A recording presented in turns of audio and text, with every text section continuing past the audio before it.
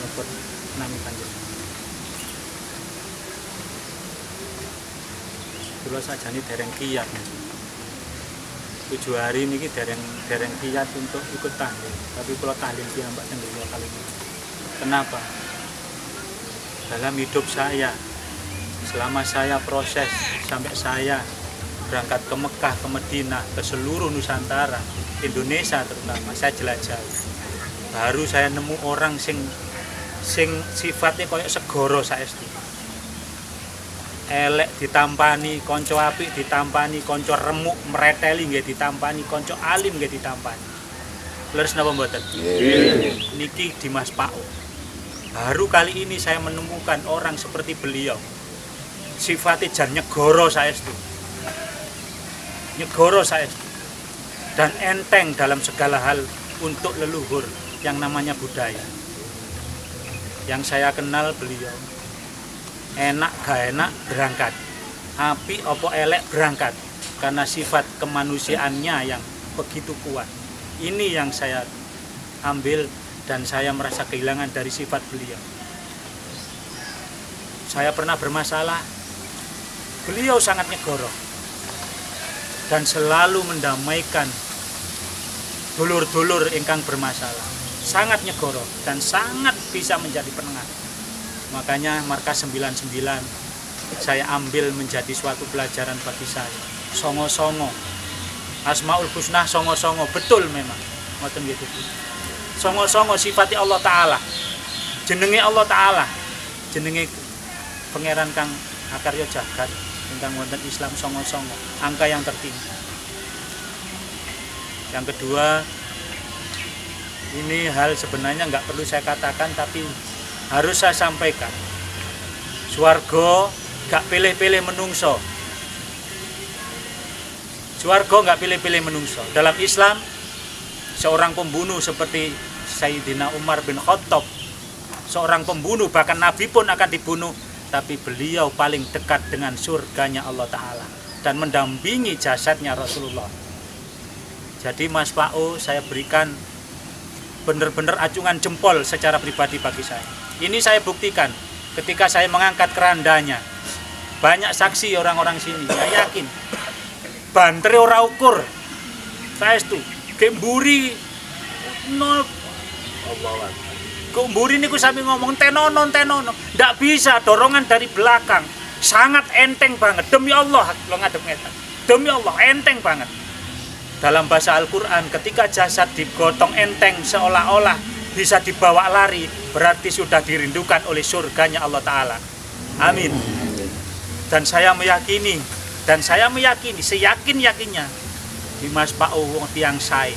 Dimas Pao tiang sae. Mas Pao wong apik. Maka dalam doa setiap hari saya berdoa kepada Allah Ta'ala, khusus untuk beliau. Berikan kemudahan semua urusannya di akhirat ya Allah. Dan semua urusan saudara-saudaraku yang mengenangnya, berikan kemudahan untuk mereka semua ya Allah, khususnya untuk Mas Pao. Ini saja yang bisa saya sampaikan. Begitu besar jiwanya, seperti segoro. Iwak cilik diwadahi, iwak gede diwadahi, elek diwadahi, apik diwadahi. Dan sangat jarang manusia luhur seperti beliau. Dari jasadnya mungkin orang menyepelekan, tapi saya secara pribadi tidak pernah melihat beliau dari jasadnya. Karena jasad bisa dikamuflase, jasad bisa ditutupi, tapi hati berlian tidak akan pernah bisa ditutupi oleh alam. Mugi-mugi Dimas Pao menjadikan contoh bahwa tampilan tidak mutlak di hadapan Allah, tapi hati yang bersih, jiwa perjuangan untuk sesamanya, ini yang menjadi patokan di surganya Allah Ta'ala. Mugi-mugi mawon kula panjenengan tansah dibarokai Allah Ta'ala, ibadah hidup yang melimpah, khusus Dimas Pao dimudahkan semua urusannya di akhirat. Assalamualaikum warahmatullahi wabarakatuh. Mulya lan maha kuwasa sagung tita sedayane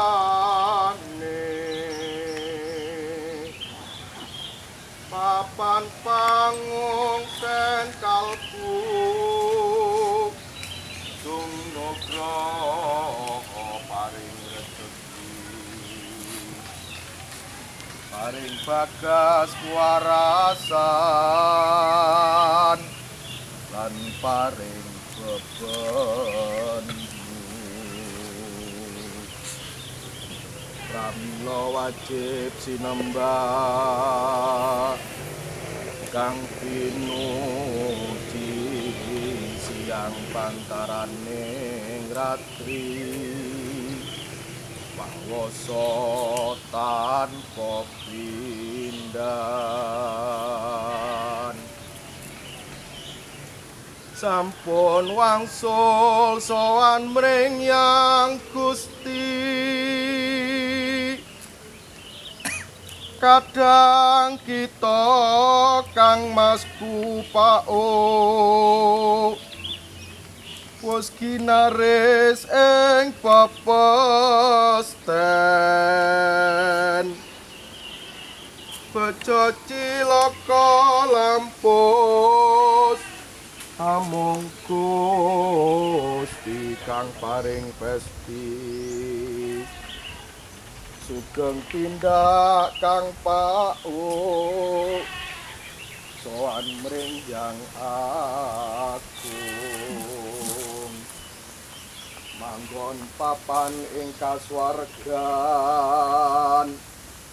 ing ngapura sakatahing dosa neki sampurna susmanira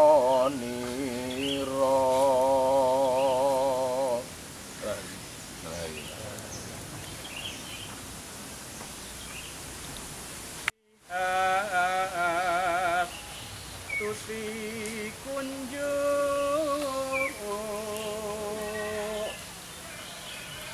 Gusti Pangeran Maha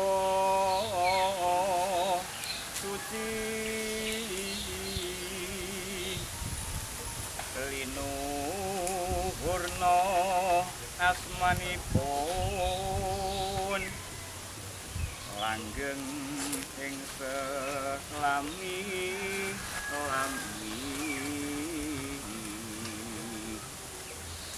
duh musikaning ayom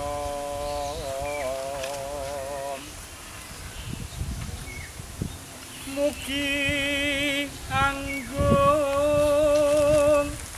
nerheng budi hama mayu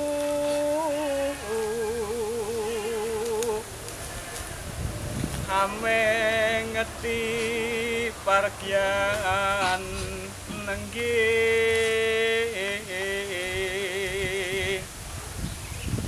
pitung ari puputipun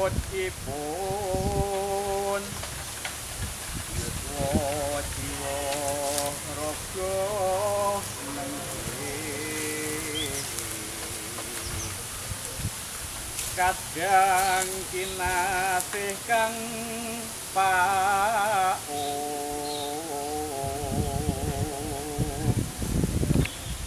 mugi anggung tinedhaken swarga agung tuing suksma jasad ipun duh kadang sagung rewang kang sinuyut ari nenggih puji donga swarga loka mugi Gusti paring ayom ugi suhul tumrap suksma kang putri suksmo jatinipun nenggih kadang pao kang kinasih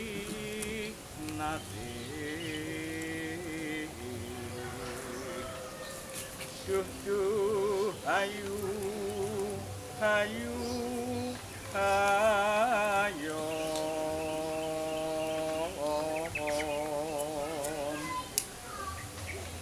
matur bangun dumateng turun rahmat ingkang panjang paringaken dumateng swara lair saking kita kang rahayu rahayu rahayu yang maha suci sumber gesang saeling bawana saking lumunturing seta buka mugi tansah paring margono paring pepadang dumateng sukma.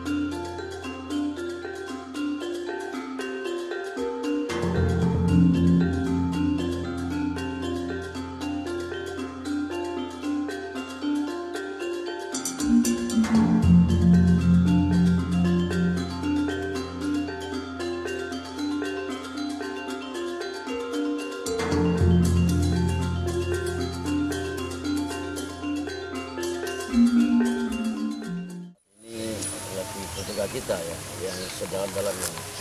Kita saat ini berasungkawa pada 7 harinya Kapal, juga para budayawan atau para teman-teman yaitu seperjuangan Kapal saat ini, dan hari yang sangat indah ini kita kumpulkan untuk berdoa bersama-sama di makam beliau. Kalau Kapal itu orangnya memang tidak pilih-pilih, semuanya dianggap frekuensi yang sama, sehingga beliau ini patut untuk ditiru dan contoh atau menjadikan suri tauladan untuk bagi semua umat, khususnya teman-teman sebudaya. Ya, terima kasih Gus. Jadi itu tadi sudut pandang dari Gus Im tentang seorang Cak Pao. Mungkin kita akan coba tanya saudara-saudara kita yang lain gimana profilnya seorang Cak Pao. Yes. Kita coba tanya tentang profilnya seorang Cak Pao. Gimana menurut Ki Purbo selaku pelaku budaya di wilayah Mojokerto ini mengenal sosok tentang Cak Pao? Mas Muni, saya mulai ketemu pas Mas Pao itu tahun 90-an ya. Tapi saya masih ada di Surabaya waktu itu, dan terus menetap di Mojokerto ini tahun 2012 dan menjadi warga Mojokerto. Saya terkesan sangat dengan kehidupan Mas Pao. Jadi orangnya juga supel, baik hati, juga ringan tangan, dan tidak memandang orang miskin ataupun orang kaya. Semua sama. Semua sama gitu. Iya. Dan saya kesan pertama itu gini, saya bersama bimbingan saya ingin suatu barang, uang saya itu kurang gitu. Ternyata sudah bawa uang, iya, gak ada sing angel, gak ada sing angel gitu. Kalau yang lain-lain selain beliaunya mesti ada hitungan ataupun apa, itu sampai sekarang saya terkesan. Dan kemarin itu sebulan yang lalu itu sebenarnya saya sama teman-teman bimbingan saya itu juga mau bersilaturahmi, tapi karena kesibukan dan lain-lainnya itu saya sering keluar kota, jadi tidak sempat gitu. Dan saya sangat terharu juga dan sangat sedih juga sangat kecewa dengan kehilangan beliau ini. Waktu di tengah jalan saya waktu nyetir ada berita bahwasanya beliau masuk rumah sakit, dan akhirnya 1 jam lagi saya terima kabar bahwasanya beliau ini sudah berpulang kapundhut. Ya, itu saya nangis di perjalanan. Dalam saat ini juga waktu melantunkan kidung tadi itu, batin ini juga nggak tahan, nggak kuat rasanya. Jadi rasanya belum lama saya bergaul bersama beliaunya, bercanda. Tuhan sudah memundutnya. Jadi ya mudah-mudahan dengan amal dan perjuangan beliaunya sekarang sudah berpulang kepada Yang Maha Kuasa, yang punya. Mudah-mudahan beliaunya ditempatkan di tempat yang baik di alam sana. Iya, teman-teman saudara-saudara kita yang lain tentang sosok seorang Cak Pau. Terima kasih. Kita tadi tanya berapa saudara-saudara kita budayawan, Gus Im dan lain sebagainya. Sekarang kita ketemu dengan juga tokoh yang ada di Trawulan. Mereka juga akrab dengan Cak Pau. Beliau adalah Cak Mul, yaitu dari Gembel Majapahit. Gimana menurut Cak Mul tentang sosok seorang Cak Pau selama ini yang Anda kenal? Cak Pau adalah orang yang paling baik, tidak pernah mengeluh, semangat untuk budaya dan leluhur kita, untuk melestarikan budaya. Cak Pau sangat baik banget. Saya kagum dengan Cak Pau, dengan kebaikannya, dan teman-teman, untuk teman-teman.